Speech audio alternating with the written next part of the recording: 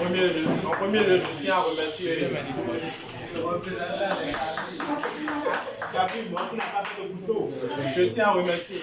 l'honorable Daes et l'honorable Daes consultant et aussi les honorables délégués qui ont honoré cette séance de leur présence ou toute la cohorte de leur présence. Et je tiens d'abord et principalement remercier l'honorable Daes. D'abord, moi je suis quelqu'un d'impulsif, je dirais. Et chaque fois que j'ai un travail avec le Daes, il parvient toujours à me mettre hors de moi. Et je crois qu'il y trouve un malin plaisir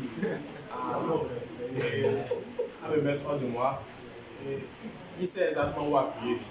Et bon, en venant à cette cohorte, je pensais que les 9 séances allaient m'aider à quand même savoir comment gérer d'abord le stress et en plus à garder un sang-froid.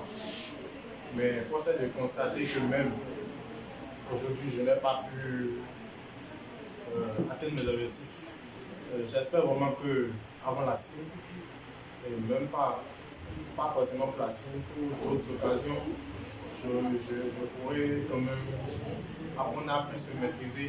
Parce que si je suis venu au niveau où je ne maîtrisais même plus ce que je disais, c'est parce que j'étais tellement énervé, je voulais forcément trouver un point pour dire quelque chose, pour aussi essayer de mettre derrière sorte de livre. À chaque fois, ça me retombait à la figure et c'était compliqué.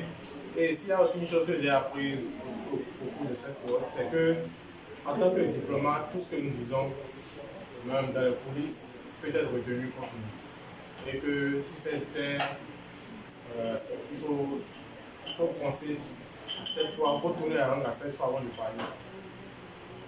Je sais que le DAS sait, et le DAS conséquent, je sais que au moment où je disais que les cabris n'ont plus peur de couteau, je n'avais pas forcément l'intention de qualifier le peuple angolais de cabri, mais c'était une manière pour moi de dire que à l'état où nous sommes, je n'ai plus peur de rien et que je suis prêt à aller en découdre. Mais j'ai finalement compris que quand on est dans un certain quand on est à un certain endroit, dans certains contextes, même les blagues, même tout ce qui fait le plus rire tout le monde, même après il peut encore être retenu comme toi, et tu vas dire que mais je blaguais. Or, c'est pas. Personne, à ce moment, personne ne veut savoir si tu blaguais ou pas. Voilà, donc j'ai bien retenu ça et je crois qu'à la suite, je ne ferai plus de faveur en ce qui concerne ces gens d'erreurs. Et c'est vrai, il y a aussi beaucoup de choses que je vais améliorer et je ferai l'effort de quand même participer à plusieurs cohortes parce que au fil du temps, j'ai remarqué qu'il y a un trou béant.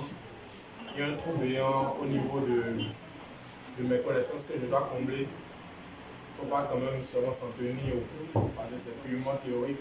On ne nous parle que des faits qui se passent aux États-Unis, comment les États-Unis mènent leur guerre commerciale, comment en principe les délégués s'habillent, des trucs comme ça, mais comment on nous apprend, c'est vrai, les conventions de Vienne, des trucs comme ça, mais si c'est que c'était aussi facile, je ne crois pas que la faute sera à ce niveau. Et la pratique est bien différente de la réalité, de ce qu'on nous apprend à l'école. Donc, je réitère mes remerciements, même à l'endroit du protocole, parce que ce n'est pas facile de venir pendant tout ce temps et de servir, parce que la plupart des membres du protocole, nous sommes tous au même niveau à l'école. Quand même, si ils vont se lever et dire que lui et moi, nous sommes au même niveau. Pourquoi c'est moi je dois lui servir? Et de quel droit il me donne des ordres? Quand même, je le remercie pour l'humilité dont les membres du protocole font peu et aussi pour le comportement sans pitié des honorables d'AS dans les faits, c'est insupportable, mais avec du recul, on remarque on comprend que c'est pour la bonne cause. Merci à merci.